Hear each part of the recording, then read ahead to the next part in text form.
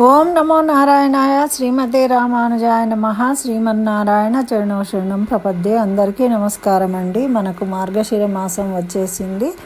మార్గశిర మాసంలో ముఖ్యమైనది ఈ లక్ష్మీ వారాల నోము గురించి కూడా మనం ఒక వీడియో చేసుకున్నాము. స్వయంగా లక్ష్మీదేవి చెప్పిన నోము కాబట్టి తప్పకుండా అందరూ చేసి లక్ష్మీ అనుగ్రహాన్ని పొందాలి, సిరి సంపదలు కలగాలి అని కోరుతూ మనము ఈ మార్గశిర లక్ష్మీ వారాల నోముకు సంబంధించిన కథ ఉందండి. మనము ఈ ప్రతి గురువారము అయితే ఈ లక్ష్మీ పూజకు కొన్ని నియమాలు ఉన్నాయండి. ఈ లక్ష్మీ పూజ చేసుకునే వాళ్ళు ఎవరు కూడా జడ వేసుకోకూడదు, నూనె రాసుకోకూడదు తలకు. తర్వాత అంటే ఆ రోజు గురువారం రోజు తలస్నానం చేయాలి, కానీ నూనె అంతకు ముందు రోజు కానీ తెల్లవారి పూజ చేసుకున్న రోజు నూనె పెట్టుకోకూడదు తలకు. తర్వాత ఏమి పండ్లు పాలు అట్లాంటివి కూడా ఏమి తాగకుండా, ఇది లక్ష్మీ పూజ ఎప్పుడు మనం ప్రదోష వేళలో చేస్తాం, కానీ ఈ పూజ మాత్రం మనము పొద్దున్నే చేసుకోవాలి. పొద్దున 10-11 లోపు చేసుకోవాలి. తర్వాత ఏమి తినకూడదు. కొన్ని అందులో మనకు ఆ వీడియోలో లక్ష్మీదేవి చెప్పింది ఇంకా మన ప్రవర్తన ఎలా ఉండాలి అనేది. అది ఒకసారి వినండి. విన్న తర్వాత మీరు లక్ష్మీ పూజ చేసుకుంటారు కదా, గురువారం రోజు ఈ కథ వినాలి. ఇది మార్గశిర లక్ష్మీ వారాల నోము కథ. అదేమో నోముకు సంబంధించిన పూజా విధానము కథ ఆ వీడియోలో. అయితే అది వినండి, తెలుసుకోండి. చక్కగా గురువారాల నోమును ఆచరించండి, ఐశ్వర్యవంతులు కండి.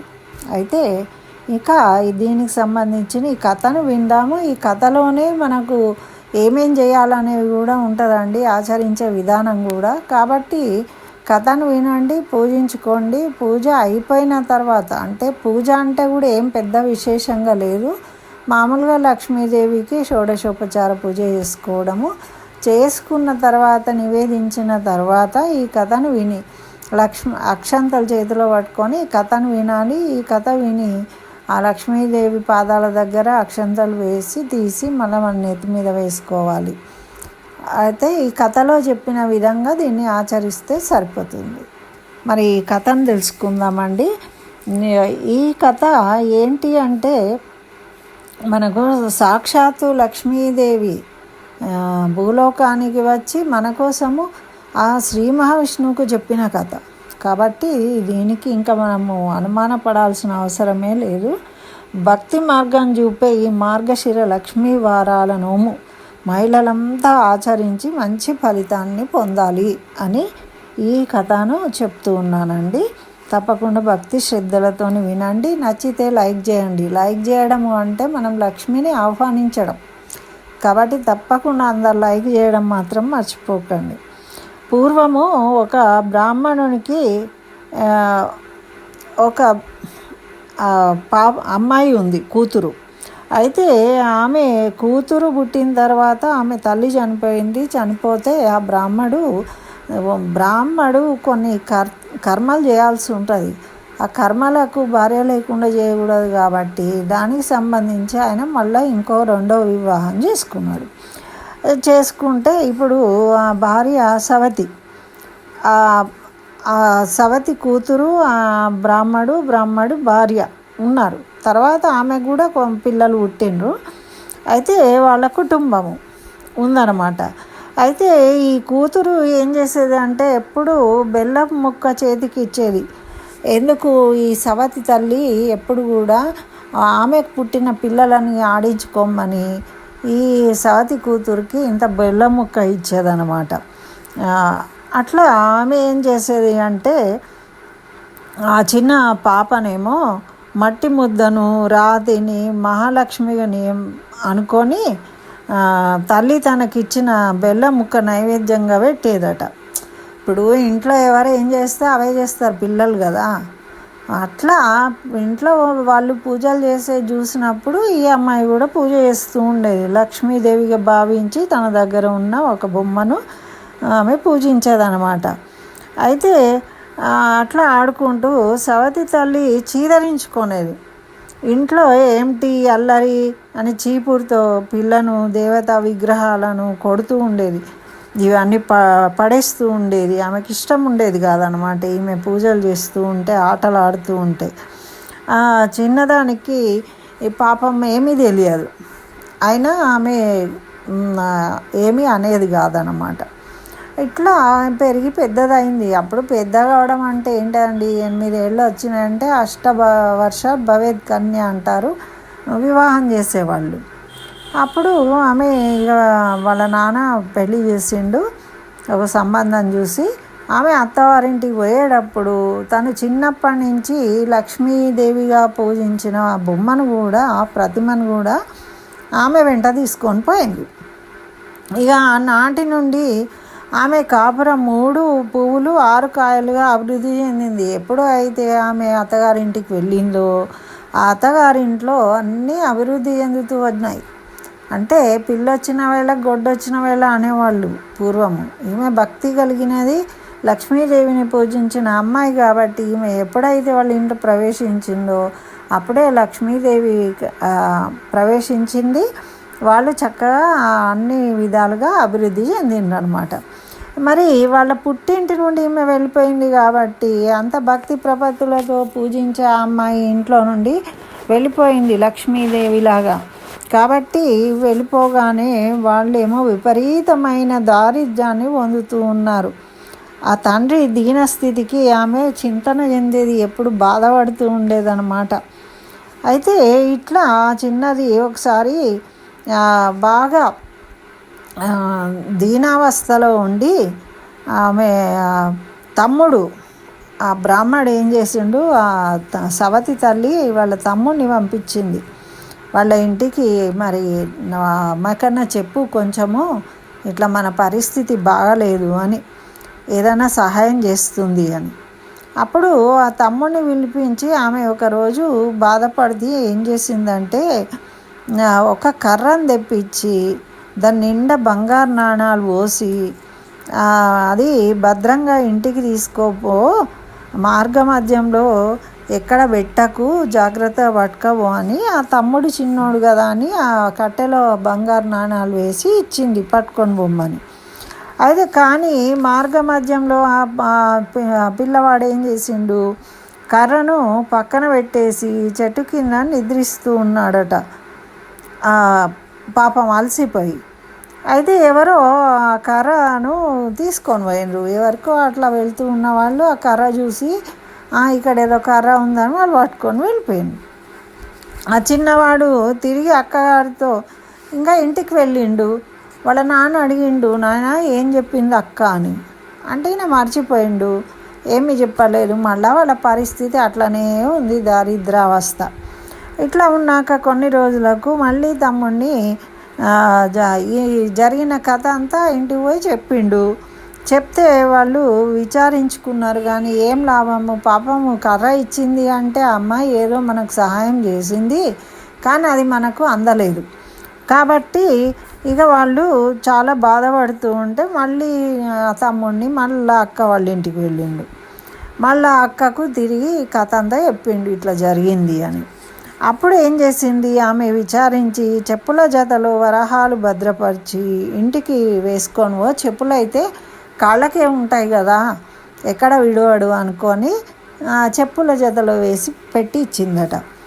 అయితే నాయన ఎక్కడ చెప్పులు విడవకు అని, మనం ఏదైతే వద్దంటామో అదే చేస్తూ ఉంటాము. అట్లా ఈయన చెరువు గట్టున ఆ జోడును ఉంచి మంచినీళ్ళు తాగాలి అని ఆ చెరువులోకి దిగిండట.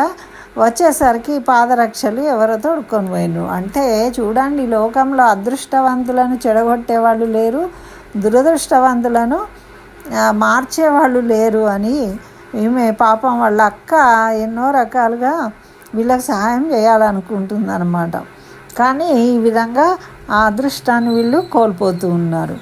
మరి ఆ చిన్నవాడు వెనకకు పోయి మళ్ళీ ఈ చెప్పులు పోయినాయి. ఈసారి ఏం చేసిండు, మళ్ళీ అక్క ఇంటికి పోయిండు, సోదరికి చెప్పిండు ఈ విషయం. అయ్యో చెప్పులు ఇట్లా పోయినాయి అని బాధపడుతూ ఉన్నారు. ఇప్పుడు ఏం చేసిందట ఆమె, ఒక సొరకాయ బుర్ర నిండా మొహరీలు నింపి జాగ్రత్తలు చెప్పి పుట్టినింటికి వెళ్ళు, ఇంకా జాగ్రత్తగా నాయన ఈసారన్నా అని పంపించింది. పంపిస్తే అట్లా పంపుతూ ఉన్నప్పుడు దొంగలు కాపు కాచుకొని ఉన్నారట. అంటే ఆల్రెడీ ఇంతకుముందు వీళ్ళే తీసుకుని పోయి ఉంటారు. అందుకని వీడు ఏదో తెస్తూ ఉంటాడు అని చెప్పి కాపు కాస్తూ ఉన్నారట. మరి ఆ దొంగలు ఈయన రాగానే, ఆ మార్గం నుండి ఈయన రాగానే మళ్ళీ అది కూడా తీసుకొని వెళ్ళిపోయిండు దొంగతనం చేసి. మరి మళ్ళీ తమ్ముడు అక్క దగ్గరికి పోయి ఇది కూడా అయ్యో దొంగలు ఎత్తుకపోయిండ్రు అని ఆమెకు తెలియజేసిండట అక్కకు. చెప్తే అప్పుడు అయ్యో ప్రయోజనం లేదని తలిచి తల్లిని తండ్రిని కూడా ఇక్కడికే పిలువు తీసుకురా అని ఆమె వాళ్ళను కూడా ఇక్కడికే రమ్మని చెప్పిందట. ఆమె బాధలు తొలగిపోవుటజే ఇప్పుడు మార్గశిర లక్ష్మీ వారాల వ్రతం చేయిస్తా వాళ్ళతోని. ఆ లక్ష్మీ వారాల వ్రతం చేయడం వల్లనే నేను ఆనందంగా ఉన్నాను కాబట్టి తల్లిదండ్రిని పిలిపించి ఆ వాళ్ళతోని వ్రతం చేయిస్తా అని నిశ్చయించుకున్నదట. అట్లా నిశ్చయించుకొని వాళ్ళను పిలిపించింది. మార్గశిర మాసం రాగానే ఇక లక్ష్మీ వారం వచ్చింది. రాగానే అప్పుడు ఏం చెప్పిందంటే ఆమె పిన్ని, ఈ దినము నోము నోచుకోవాలి, ఉపవాసం ఉండు అని చెప్పిందట. అయితే ఆమె ఏం చేసింది, అట్లానే సరే అన్నది. కానీ పిల్లలకు అన్నం పెడుతూ ఉంది. చిన్నపిల్లలు బిడ్డ పిల్లలు ఉంటారు కదా, వాళ్ళకు అన్నం పెడుతూ ఏం చేసిందట, తను కూడా ఒక ముద్ద నోట్లో వేసుకుంది. జనరల్గా ఏం చేస్తూ ఉంటారు, పిల్లలకు పెడుతూ వీళ్ళు కూడా కొంత నోట్లో వేసుకొని టేస్ట్ చూడడమో లేకుంటే ఏదో ఒకటి చేస్తూ ఉంటారు. అట్లా వీళ్ళ పిన్ని మర్చిపోయి తినేసిందట. ఇక అప్పుడు ఈమె ఆ పూజ చేయడానికి అర్హురాలు కాదు, అలా తిన్నది కాబట్టి. పిన్ని ఈ దినమున ఇంకా వారం వేస్ట్ అయిపోయింది. ఆ గురువారం మళ్ళీ ఇంకో వారం వచ్చిందట. వచ్చినప్పుడు ఏం చెప్పింది పిన్ని, ఈ దినంన తలంటు కొనకు, తలకు నూనె రాసుకొని మనం స్నానం చేయకూడదు, అది గుర్తుపెట్టుకోవాలి, నూనె పెట్టుకోకూడదు తలకు అయితే అని చెప్పింది. సరే అన్నది. కానీ ఏం చేసిందట ఈమె, పిల్లలకు తలంటి స్నానం పోస్తూ ఉంది. నూనె పెడతారు కదా పిల్లలకు నెత్తికి పెట్టి. జనరల్గా మన వాళ్ళు ఏం చేస్తూ ఉంటారు అంటే, వాళ్ళకి పెట్టిన తర్వాత చేతికి నూనె ఉంటుంది, దాన్ని నెత్తి కూసుకుంటారు. ఇట్లా అలవాటుగా ఆమె పిల్లలకు పెట్టిన తర్వాత నెత్తి కూసుకున్నదట. కాబట్టి ఈ వారం కూడా ఆమె పూజ చేయడానికి అర్హురాలు కాలేదు. అలా అయిపోయిందనమాట. ఈసారి కూడా కూతురే నోము నోచుకున్నది. మరి 3వ వారం వచ్చిందట. 3వ వారం రాగానే అప్పుడు ఏం చెప్పింది అంటే, పిన్ని నీవి దినము ఏమీ తినవద్దు, తినకుండా ఉండు ఉపవాసము అని చెప్పిందట. సరే అన్నదట. మరి రొట్టెలు నంచుకుంటూ భాగాలు ఏం చేస్తున్న పిల్లలకు పెడుతూ ఉన్నది. ఈమె ముక్కలు చేసి రొట్టెలు తినిపిస్తూ ఉన్నది. ఆ పిల్లలేమో తగులాడుకుంటూ ఉన్నారట. ఆమె వారికి ఆ రొట్టెలను వంచి వాళ్ళకు చెరికాస్త ఇచ్చి ఆ మిగిలిన దాన్ని ఆమె నోట్లో వేసుకున్నదట. వీళ్ళు గొడవ పడుతూ ఉన్నారని చెప్పేసి, గొడవ ఎందుకు అని. అంటే దురదృష్టం వెంటాడుతూ ఉన్నప్పుడు, మనకు పెరుమాళ అనుగ్రహం లేనప్పుడు మనం ఏది చేద్దామన్నా కూడా అలా ఆటంకాలు ఏర్పడతాయన్నమాట. ఈ రకంగా ఆమె మళ్ళీ వ్రతం చేయడానికి ఆమె అర్హురాలు కాలేదు. ఆ 3వ వారం కూడా అయిపోయింది. ఇక 4వ వారం వచ్చింది. అప్పుడు చెంగునకు పినతల్లిని కొంగును కట్టుకున్నదట. ఇక ఏం చేయాలి, ఇది లాస్ట్ వారము, 4 వారాలే ఉంటాయి జనరల్గా, ఎప్పుడో ఒకసారి 5 వారాలు వస్తాయి. మరి 4వ వారము పూజ చేయకుంటే ఇక ఎప్పుడు చేస్తారు, మళ్ళీ ఏడాది వరకు చేయరాదు అని ఏం చేసిందట, ఈ పైట కొంగు ముడి వేసుకొని ఆమె వెంట కనిపెట్టుకొని ఉంటుంది. ఈమె వెంటనే తిప్పుకుంటుందట. తిప్పుకుంటూ ఉంటే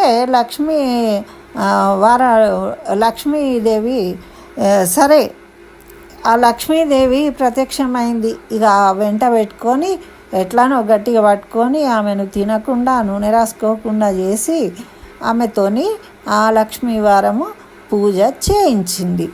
ఎట్లాగో కష్టపడి ఆమె కూతురు చేయించిన తర్వాత లక్ష్మీదేవి ప్రత్యక్షమైంది. అమ్మాయి, ఆనాడు మీ అమ్మ ఆమె భక్ష్యాలు పెట్టిందట, ఆరగింపు పెడితే ఆ భక్ష్యాలు ఈమె స్వీకరిస్తలేదు. లక్ష్మీదేవి కూతురు పెట్టినవి స్వీకరిస్తుంది, అమ్మ లక్ష్మీదేవి పిన్ని పెట్టినవి స్వీకరించట్లేదు. అయితే ఈమె ప్రార్థించిందట. ప్రార్థిస్తే అప్పుడు ఆ లక్ష్మీదేవి ఏమంటుందంటే, అమ్మాయి, ఆనాడు మీ అమ్మ నీవు పరిశుద్ధ మనసుతో లక్ష్మీ పూజ చేస్తూ ఉంటే నీ పూజను భంగపరిచింది, నీ మనసుకు ఎంతో బాధ కలిగించింది, విగ్రహాలను చీపురుతో నెట్టి బయటకు వేసింది, పైగా పూజలో నున్న భక్తులను అవమానించింది, వారికి దైవానుగ్రహం అంత సులభంగా లభించదు. ఇట్లా దైవ దూషణ చేసిన వాళ్లకు, దైవ భక్తులకు, ముఖ్యంగా భగవంతుణ్ణి దూషించిన ఏమనడట, కానీ భక్తులను దూషిస్తే కష్టపెడితే మాత్రము సహించడట భగవంతుడు. భక్తుల అధీనంలో ఉంటాడు భగవంతుడు. కాబట్టి నిన్ను అన్ని బాధలు పెట్టింది కాబట్టి నేను ఆమెను అనుగ్రహించలేను అన్నదట. అంత సులభంగా ఎలా అనుగ్రహిస్తాను అని అంటే, అప్పుడు పాపము ఆ కూతురు తన తల్లి చేత క్షమాపణ చెప్పించిందట. మరి మంచి భక్తి శ్రద్ధలతో నువ్వు పూజించు, ఆ అమ్మకు క్షమాపణ చెప్పు అని చెప్పించిందట. అప్పుడు తన తప్పును మన్నించమని ఆ యువతి యొక్క పిన్ని కూడా వేడుకున్నదట లక్ష్మీదేవిని. అప్పుడు పశ్చాత్తాపం చెందినందుకు ఆ లక్ష్మీదేవి కూడా సంతోషించి మరి వారికి అఖండ సంపదలు ఇచ్చి కాపాడిందట వాళ్ళను.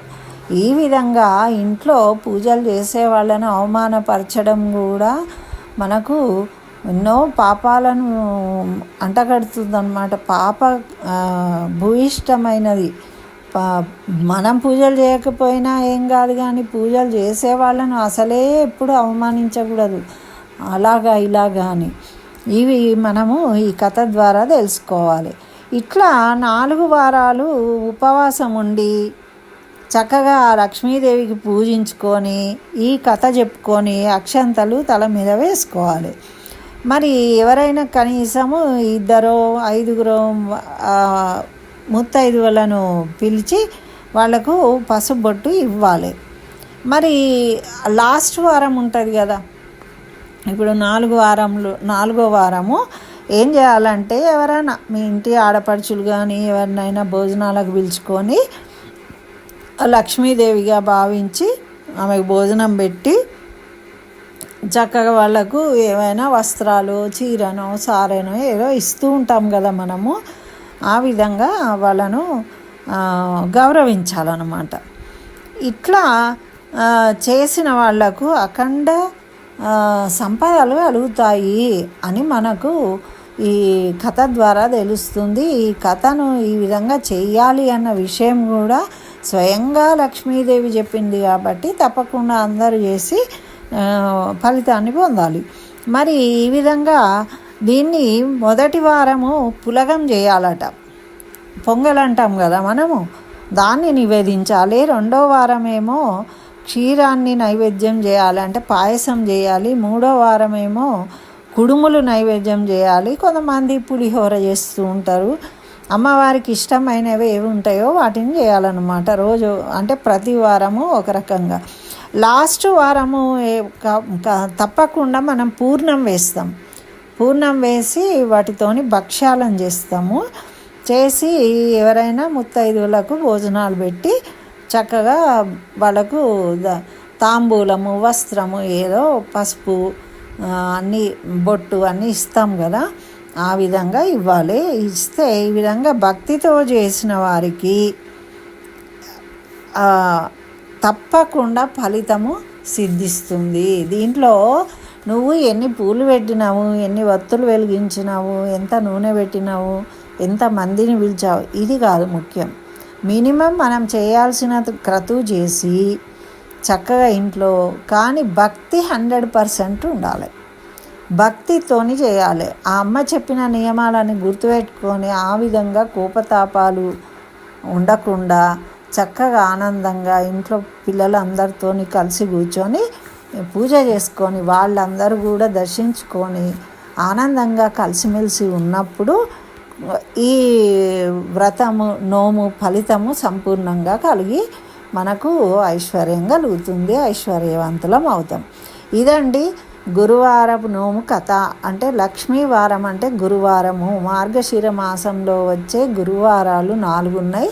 ఆ 4 గురువారాల్లో లక్ష్మీదేవిని పూజించుకొని ఈ కథ చదువుకొని మనొకవేళ పడలేదనుకోండి, పడకపోయినా ఇబ్బంది ఏం లేదు. ఒక వారం పడకపోయినా మనము మళ్ళా తర్వాత వచ్చే పుష్యమాసంలో వచ్చే గురువారాన్ని కూడా చేసుకోవచ్చట. తప్పులేదు. 3 వారాలు చేసినాం అనుకోండి, ఒక వారం మనకు కుదరలేదు, ఏదో ఇబ్బంది కలిగింది, పీరియడ్స్ వచ్చాయి, లేకుంటే ఏదో ఊరికి వెళ్ళామనుకోండి, అప్పుడు మళ్ళొక వారం పుష్యమాసంలో వచ్చే గురువారం కూడా చేసుకోవచ్చు. దీంట్లో అట్లాంటి ఇబ్బంది కూడా ఏం లేదు. కాబట్టి వీలున్నట్టు చేయండి. కనీసం లేదు అంటే గురువారం నాడు మామూలుగా మనం ఇంట్లో దైవారాధన చేసుకున్నప్పుడు ఈ కథను విని లక్ష్మీ అమ్మవారికి నమస్కరించుకొని చక్కగా అక్షంతలు తల మీద వేసుకోండి. అయినా కూడా మనకు ఫలితం కలుగుతుంది అని ఇది ఎవరో చెప్పలేదండి, పరాశర మహర్షి చెప్పిండు.